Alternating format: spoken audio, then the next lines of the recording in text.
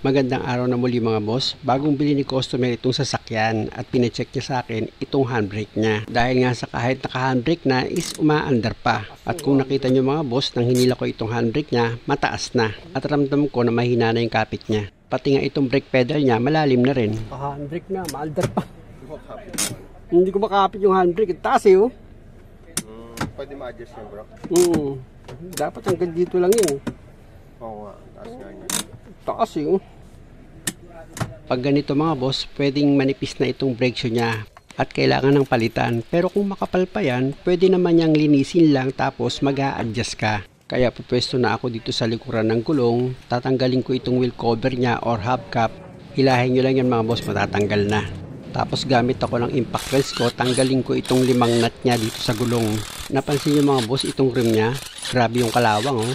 Halatang nababad sa baha ito eh. Tingnan nyo, tinatanggal ko na itong rim. Ang kapit niya dito sa axle. Pag ganyan mga boss, lalagyan ko ng nut dito sa gulong. Tapos tatalikod ako, sisipain ko itong gulong. Sa gilid ang sipa mga boss ah. Kaya lang ang problema, hindi umubra itong powers ko mga boss. Kaya kung mapapansin nyo, pati si customer, umextra na rin. Kaya lang ang problema, talagang matibay ang pagkakapit nitong gulong dito sa hub. Dahil nga sa sobrang kalawang. Sinubok kong paluin yan mga boss, kaya lang talagang ayaw. Kaya ginamitan ko na siya ng penetrating oil. After ko sprayan niya mga boss, tsaka ako ngayon siya papaluin ulit. Ang problema, yung camera ko nasagi ng mga usi, kaya hindi nakita yung pagbitaw ng gulong dito sa axle. At dahil nga sa tinanggalan ng customer itong gulong, gamit ako ng ball hammer. Paluin ko itong brake drum para lumuwag siya. At dahil sa masigip pang hugutin itong brake drum, gumamit ako ng flat screw. Sinikpat ko yung palabas. At nang lumuwag na itong brake drum, hugutin ko na yan. At ito na mga boss, itong brake drum niya oh. Grabe yung kalawang. Nabaha nga ito. Gamitan ko muna ng paintbrush yan para matanggal yung kalawang niya pati alikabok na kumapit dito sa brake drum. At pag okay na, dito naman ako sa brake shoe. At dahil nga sa makapal pa itong brake shoe niya, lilinisan ko lang yan mga boss tapos i-adjust ko. Yun nga lang, grabe yung dumi niya. May mga putik-putik na nakakapit dito sa backplate niya, pati sa brake shoe sa gilid. Kaya ang gagawin ko dyan mga boss, hindi ko yung gagamitan ng brake cleaner. Ang gagamitin ko dyan, tubig na may sabon. Dahil alam ko kukulangin ng 2 brake cleaner dito kapag ganyan sa kadumi. At hindi ko rin masyadong malilinis dahil nga sa may lupa siyang kumapit. Kita nyo naman itong brake drum niya after ko maliha. Ang kapal ng kalawang na natanggal ko dyan. Balik ulit ako dito sa brake shoe mga boss. Gagamitan ko na ngayon yan ng tubig na may sabon. Mas maganda kasing yan ang gamitin ko, tubig na may sabon, para malinis kong maigi itong brake shoe, pati itong backplate niya na kinapitan ng putik. Mas maganda mga boss pag meron kayong pressure washer tapos nabaha yung sasakyan nyo at tanggal kagad yung kumapit na putik dyan, pati yung mga dumi niya. Kung makikita nyo mga boss oh, dito sa brake shoe niya, talagang inulit ko pa yan kasi ang putik niya pa rin eh. Talagang kinuskus ko pa ng paintbrush yan para matanggal yung putik na kumapit dito sa gilid ng brake shoe. At kung sa palagay nyo, nakuskus nyo na maigi itong brake shoe at itong backplate niya, pwede nyo na ngayong banlawan yan mga boss. Tapos gamit kayo ng tuyong basahan, punasan nyo na itong brake shoe niya. Siyempre naman kasama itong backplate sa pupunasan mo.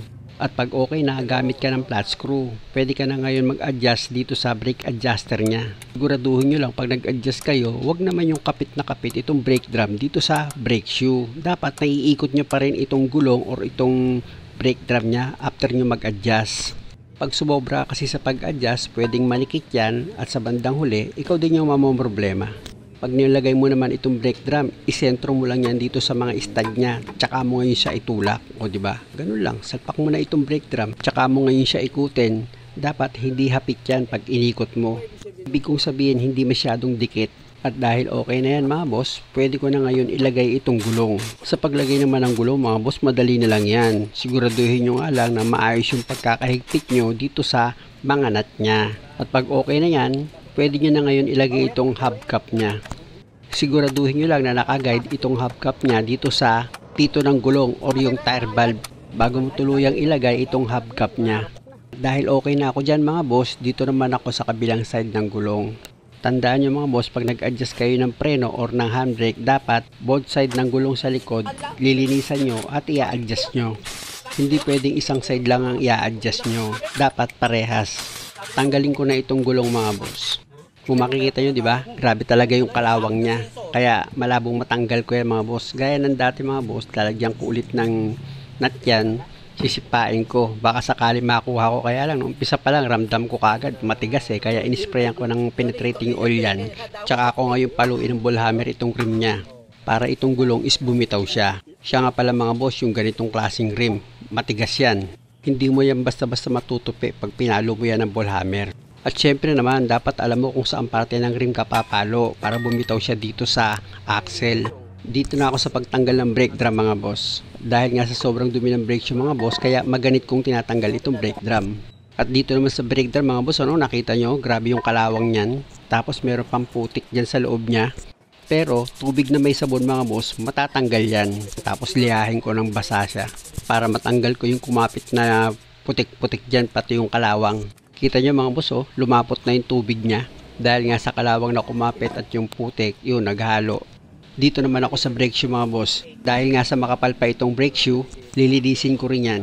Kuskusin nyo lang mga boss ng tubig na may sabon itong brake shoe, pati itong backplate niya. Gamit yung inyong basahan para matanggal itong dumi. Tapos lihahin mo na itong brake shoe. Tapos gamit ka ng paintbrush para yung sulok-sulok dito sa brake shoe at dito sa backplate is malinisan mo rin. At pag okay na yan mga boss, pwede mo na ngayon yung banlawan. Hanggang sa matanggal yung sabon na kumapit dyan sa brake shoe. Pati itong brake drum mga boss, babanlawan nyo rin yan para matanggal yung sabon. Tapos patutuyuin nyo yan. Pati yung brake shoe patutuyuin nyo rin. At syempre naman mga boss, bago tayo mag-adjust, pupunasan ko muna itong brake shoe. At pag okay na, gagamit ka ngayon ng flat screw. I-adjust mo na itong brake adjuster nya. Gaya ng dati mga boss, pag nag-adjust kayo, huwag masyadong hapit at hanggat maaari dapat yung pag-adjust nyo sa kabilang side halos parehas din dito. Kaya dapat malakas yung pakiramdam nyo. O ilagay ko na itong brake drum mga boss itapat nyo lang yung stud dito sa butas ng brake drum. Tsaka nyo ngayon idiin. O diba pasok na siya. Tapos pwede nyo nang ilagay yung gulong. Gaya nga ng sinabi ko, dapat siguraduhin yung maayos yung pagkakahigpit nyo sa mga nut nyan. Tsaka nyo ngayon ikutin itong gulong para sigurado kayo na hindi mahigpit ang pagkaka-adjust nyo ng preno. At dahil sa okay naman, pwede mo na ngayon ilagay itong hubcap niya. Siguraduhin mo lang na itong hubcap nyo is nakaguide dito sa tire valve niya bago mo siya idiin para hindi masira itong tire valve. At pag okay na mga boss, i-check ko na itong handbrake niya. Kaya kung kayo ang mag-adjust ng preno nyo dito sa likuran, dapat pag hinila nyo itong handbrake, maiksi na yan. Ibig sabihin nun, tama yung pagkaka-adjust nyo. Patunay mga boss, hilahin ko na itong handbrake niya. Kung makikita nyo, di ba maiksi na? Muli mga boss, maraming salamat sa panonood. Sana wag niyo namang kalimutang mag-subscribe sa channel ko. Maraming salamat.